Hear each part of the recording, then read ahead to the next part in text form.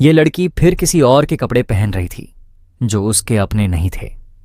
यह एक ऐसा स्टाइल था जो उसे बहुत पसंद था।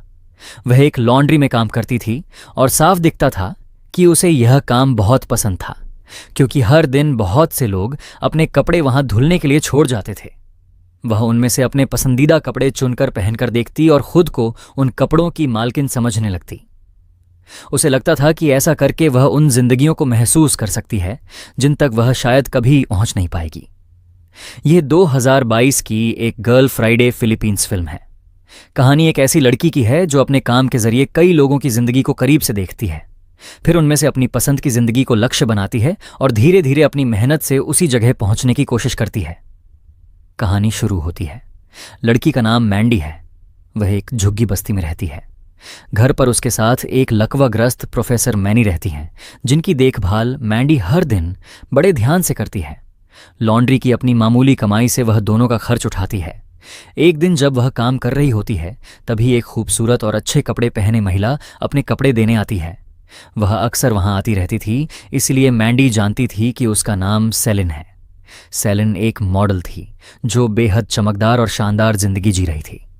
उसका एक हैंडसम पुलिस ऑफिसर बॉयफ्रेंड था जिसका नाम एजे था। मैंडी उसकी जिंदगी से बहुत प्रभावित थी। उसे सिर्फ उसकी लाइफस्टाइल से ही नहीं बल्कि उसके खूबसूरत बॉयफ्रेंड से भी जलन होती थी, क्योंकि मैंडी को लगता था कि वह खुद सेलिन से कहीं ज्यादा बेहतर है। फिर एक दिन जब वह सेलिन के कपड़ों की जेबें देख रही थी, उसे उसके घर की चाबी मिल गई। बस फिर क्या था, मैंडी सीधे सेलिन के अपार्टमेंट पहुंच गई। उस वक्त सेलिन और एजे बाहर डिनर पर गए हुए थे। मैंडी ने चुपके से दरवाजा खोला और उस घर में दाखिल हो गई जिसका हिस्सा बनने का सपना वह हमेशा देखती थी।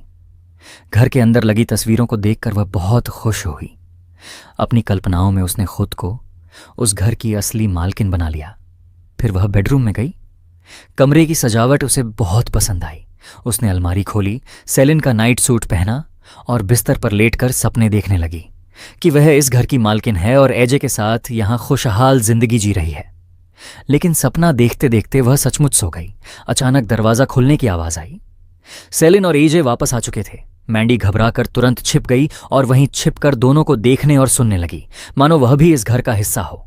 जब दोनों सो गए तो मैंडी चुपचाप बाहर निकली, अपने आने के सारे निशान मिटाए और घर लौट गई। घर पहुंचकर उसने मैनी को अपने इस खूबसूरत अनुभव के बारे में बताया।